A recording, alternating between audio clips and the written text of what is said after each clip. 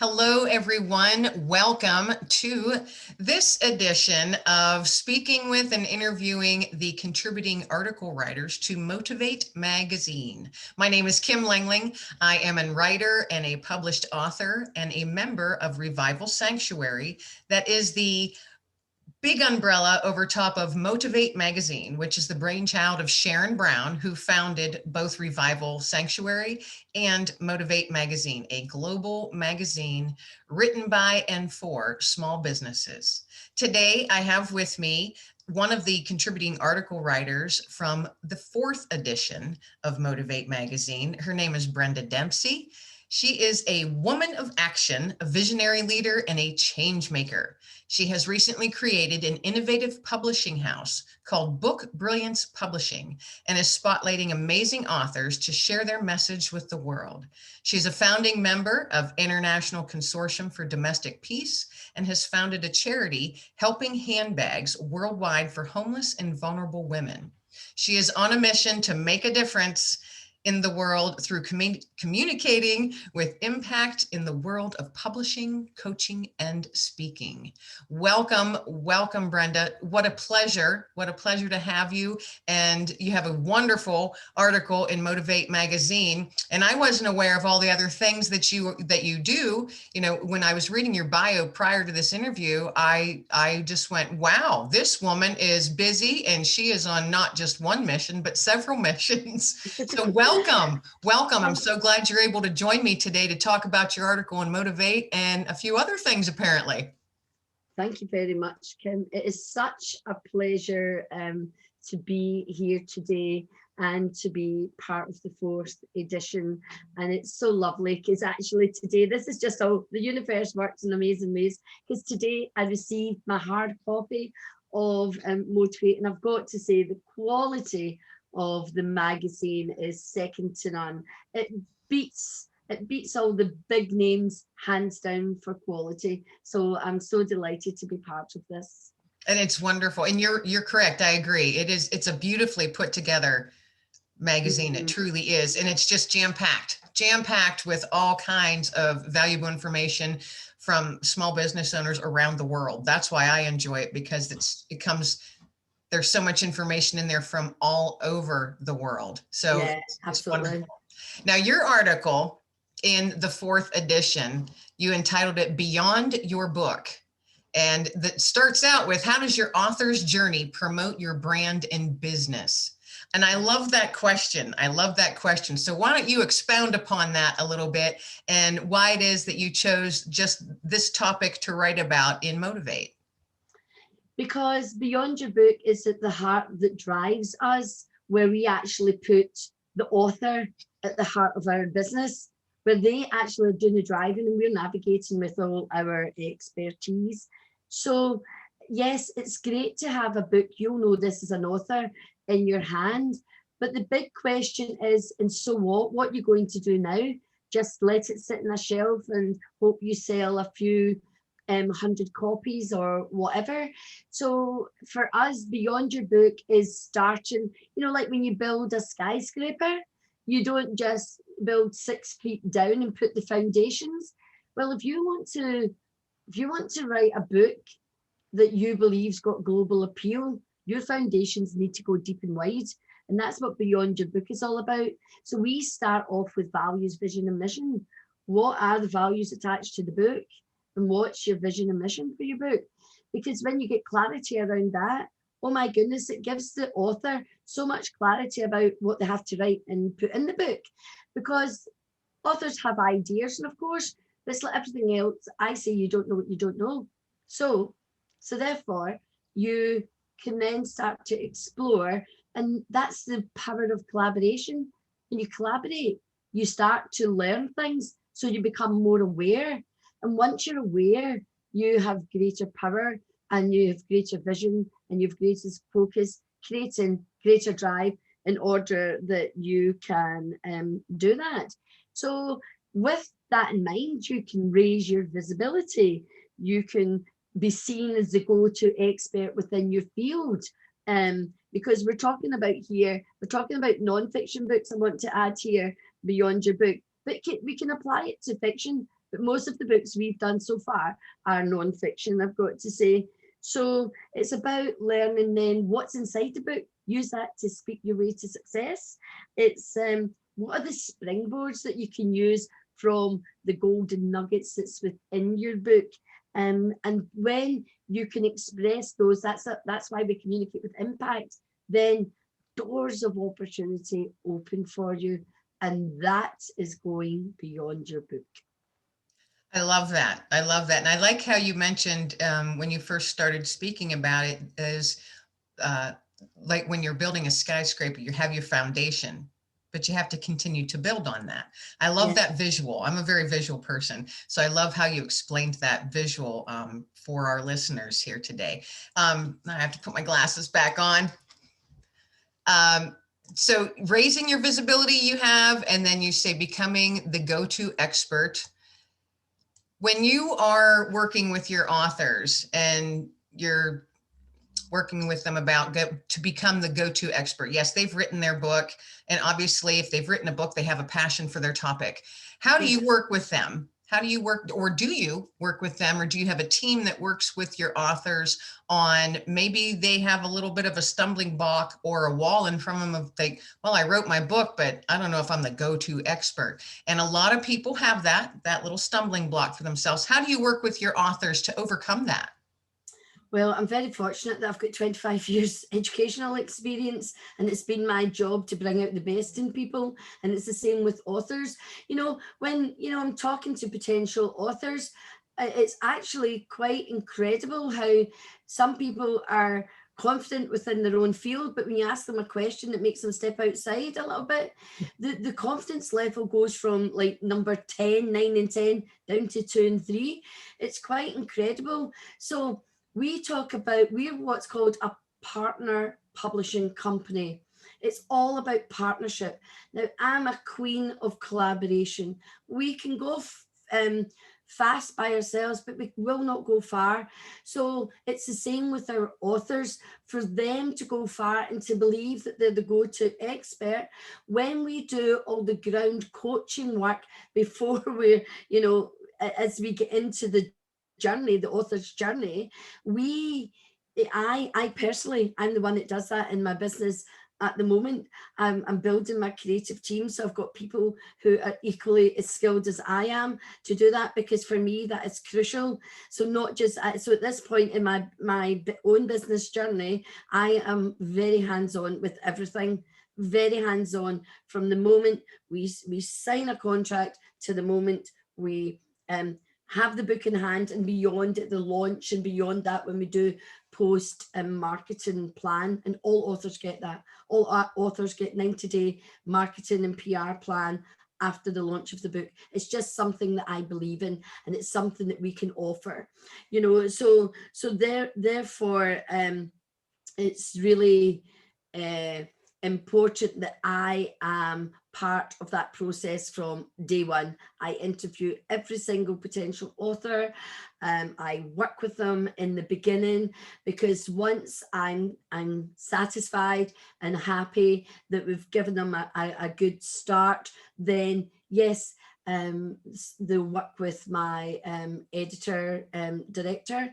She's also very good, and obviously I'm training her and she's learning from me as we go. So when I know she's ready, she will then, as we get more and more authors, as is happening this year already coming to us, I know I can fully sit back and be confident that she's going to do a similar job to myself, because we are driven, our values are integrity, collaboration, and reliability.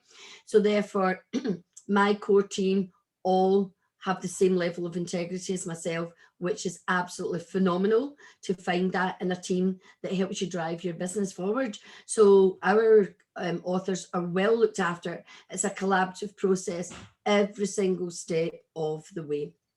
That is wonderful, wonderful. And I love your mission statement. And how you said that you're building a team around you that they all have the same level of integrity, and that you offered 90-day plan for after the book is launched. That's wonderful in itself, because a lot of times that's not the case. Actually, most times with publishers, that's not really the case unless, at least I haven't seen it. It might be out there, but I think I love hearing that, how you've built your business and the foundation that you're building it on, and how you're expanding that out to your authors, and the obvious care that you're putting, and encouragement, and training and education that you're putting into your authors. Because Mm, as a publisher, typically you don't run into that. And it's like you're taking on not only the book, but the person themselves. And I think yes. that is just so inspiring and so awesome to see. And I can only think that your business is just going to grow by leaps and bounds, even just by word of mouth from the authors themselves, because you've taken Mm, them in hand and you've embraced them to mm, get them to the best level that they can be. mm, That's all. That's just awesome. And I love it. I love that. mm. Um, so you also have in your article, one of the subtitles in there is, how do you speak your way to success? And people love hearing stories. This is part of your article here. People love hearing stories and have been listening to them for millennia. And when you weave your own story, philosophy, and legacy into your book, you will awaken a resounding voice whose message echoes into the hearts and minds of audiences. I love that. I love that. Can you expound upon that, as well? Because it sounds like it's part of your whole philosophy. But I love that, how resounding voice whose message echoes into the hearts and minds of audiences. Well, storytelling is an art. And although we're writing maybe business books, personal development books, what goes into that is that person. So with my authors, we do what I call a golden thread story, because this is where we look very closely at what they want to write. And it's really important in these nonfiction books that there is a flavor of the person in those books, because we all want to know, well, what's your story? How did you do that? What happened to you? Oh my goodness, I didn't know that about you. So I've been dripping out my own personal story of adversity over the last year. And I haven't been doing it too consciously, but the universe has now given me opportunities to do that. And then I get lots of messages and emails from people going, I didn't know that about you. Oh my goodness, I didn't know that about you. Oh my word, you're amazing. And for me, whilst I have learned to glean over my own story, I know the significance and power in my own story. So for me, I have to walk my talk. I believe in walking your talk. So I step into my own story. And when I can show that and relate that to my authors and beyond, then I know there's power in that. And there's lots of books written about it. You've got Stephen Covey, whose the eighth habits is the voice. And it's using your voice to influence and to impact and to make a significant difference in the world. And that's the depth from where I'm coming. It's using that story, and it's not just the story, but what are the lessons? What have you learned about yourself? And what do you glean that you can pass on to other people who are also experiencing something similar? So when stories I call are hits, they heal, inspire, and transform. So when you include that in your book, along the way, then you're giving permission to your reader, to your audience, to your listener, that they've got permission to heal, inspire, and transform themselves through their own story. And in sharing their story, even if it's little snippets here and there, because you don't go into great detail, you learn the skill of taking the bits that are relevant to the philosophy that you've learned. That's why I talk about story, philosophy, legacy, because all the learnings, the philosophy. So that could be learning from experience, the university of life. It could be learning from all the, maybe your education, maybe all the courses you've been on, the experiences that you've gained in your field of expertise. And when you can join all these dots and you've got high emotional intelligence because you've got that awareness, the power that you can put into your book and in speaking and sharing those stories is just phenomenal. And it's in all of us. And it's my my mission to make sure people know the power of the story. But it's not just that. How do you use it? How do you use it then to inspire and to keep people hooked, to keep people listening? Because we've been to talks where people have gone on and on about themselves, and after a few minutes you're like, oh my God, right, tell me what's next, what's next. So so for me, it's, you want to take the powerful snippets and use it to anchor the point that you want to make. You extend that point by then finding someone famous whose story reflects the point that you're making, or you might even use metaphor, because we love metaphors, we love story. So you can tell your story, someone else who's famous, and even metaphor to absolutely make you credible, to give you credibility, because you're not just building anything on sand, you're looking at those strong foundations. This is just wonderful. I am enjoying listening to you and how it is your philosophy and how you do things. I think it's absolutely, actually, I think it's beautiful how you're doing. Thank you. Um, so, and then the final little subtitle in your article is, how does being an author and a speaker grow your business? Now we all know, as and most folks, that are part of MO2VATE, or we're all small business owners, and we all work in our own way and what our own vision is. And sometimes that can be a struggle. Sometimes it's bumpy. You have an idea, it didn't quite work, so you scrap it and try with something else. And I like how you have in here, beyond your book is the passageway. It's a passageway to success. So explain just a little bit about that passageway. So the passage to anything you write, it's a bumpy road. And you've said something there, Kim, that I want to pick up on. People try things and give up on it. So I like to go to my go-to story. Remember I told you about a famous person? Let's look at Edison and the light bulb. 10,000 light bulbs before he got it to work successfully. And we try things 2 and 3 times. No, why not just stick to the concept and shift the lens? Why not shift the lens and look at your perception? Why not go and listen to somebody else, have a conversation with someone else who you're aspiring to be like, and find out what would they do?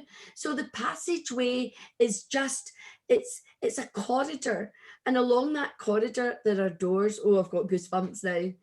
There's doors of opportunity, and they can be on different paradigms, they can be on different levels. And you might walk past one door, but then another door slightly ajar, you might open it, or you might see one that's got a sign on it and you think, do you know what, I'm going to find courage and step outside my comfort zone, and I'm going to open that door. Because let me tell you, as an author, and you'll know this, opportunities come your way that wouldn't normally come your way if you weren't an author. So therefore, I think once you become an author, you learn that opportunity is very much part of it. So again, it's emotional intelligence, it's raising your awareness and being aware that everything that comes to you in a day is an opportunity. There's some opportunities you won't even notice, and some you'll go, oh, what's that? I'm maybe not ready for that. Or you might go, do you know what, see, today I'm just walking through that door. So therefore, the doors of opportunity is part of the passageway beyond the book, because you've got the book, but what's beyond it? And what's beyond it is absolute phenomenal success if you only can find the courage, because everything begins with courage. Transformation begins with courage. You need to have courage in your business. You need to take some risk. You need to be willing to invest. I speak to many people, and they want all this success, they want a global stage, and then you say, well, there's an investment for that. Oh no, I want it for £200, and they come up with crazy amounts of money, and you think, nope, that's not it. So you try to explain to them. So the passageway has got different levels, different doors, and yeah, if you want to make a significant difference in the world, unfortunately, you do need to invest. Because I know we're only 6 months old. I've already invested thousands of pounds in my business that I didn't have. I started this business with no money, and yet we've spent thousands of pounds since we've started. Every bit of money I'm getting just now, because I'm building a global business. If I just wanted to be a little publisher that published a book here and there, I wouldn't have a creative team around me with world-class players already inside 6 months. I wouldn't have all of that. But I'm on a mission. And my mission isn't just in this little space that I'm in. I've already got a global charity that's in America as Hopeful handbags. So I had someone who came on board, and then I want to develop this in America. She's in Florida, St. Augustine team. And so, but she developed my concept for the American audience in Florida, for the people in Florida. So she's taken the same concept, but she's tweaked it. And, so my authors are global, and it's getting more and more and more. So if you want to be global, do invest, because you'll have better doors to open and go through. And I love that, how you say it, it's the hallway and some doors might just be cracked open. You have to find your courage within yourself, like Yes. stepping out of the box. You can do that, but if you don't have that faith, it does take courage. It does take courage at times, but if you don't have that faith in yourself as well, to push that door open just a little bit more and take that first step in through that doorway, it'll stop you. You can't let fear, you can't let fear stop you, and have that courage and that faith in yourself. That's so important. And I know that you kind of alluded to all of that within your whole story here, which is just amazing. And that your business is, your book publishing house is just 6 months old, and what you've already accomplished is amazing. So I'm going to look forward to watching as your journey unfolds. I do. I think it's awesome. And I love what you shared about your colleague here down in Florida in the United States, how they tweaked it for their purposes and how it's working for them.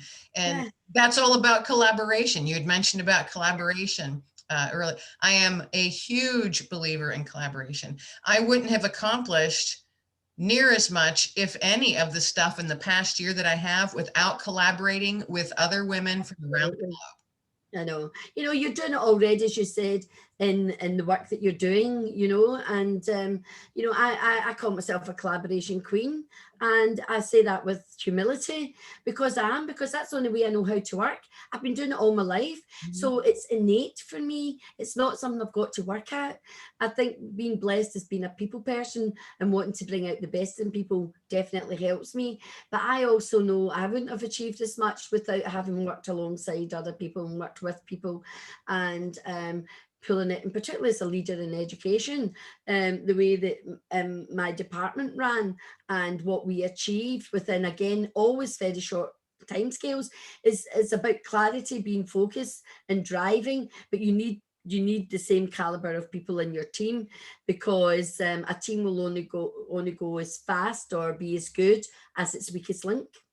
You're right. You are right. I, I'm going to say it again. I am excited to watch how your journey unfolds. It's going to be amazing. And I thank you so much for your time, for submitting your article. First off, to MO2VATE magazine. It's a wonderful article, folks. So those of you watching this or listening to it, make sure that you subscribe to MO2VATE magazine. You can find that online at MO2VATEmagazine.com.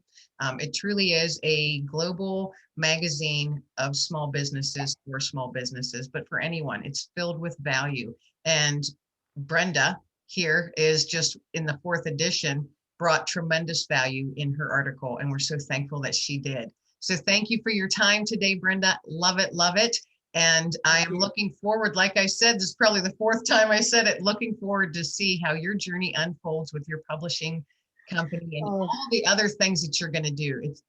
I'm thank going to be cheering you on. And that's also part of collaboration, is what I think, is you cheer each other on and support each other. And we just met here a few minutes I ago. know, I know, and it's like we're so. I feel a kinship here.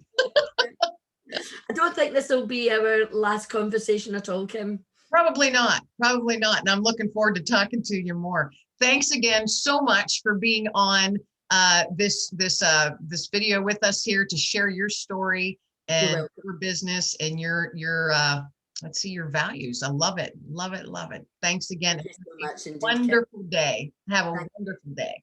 thank you.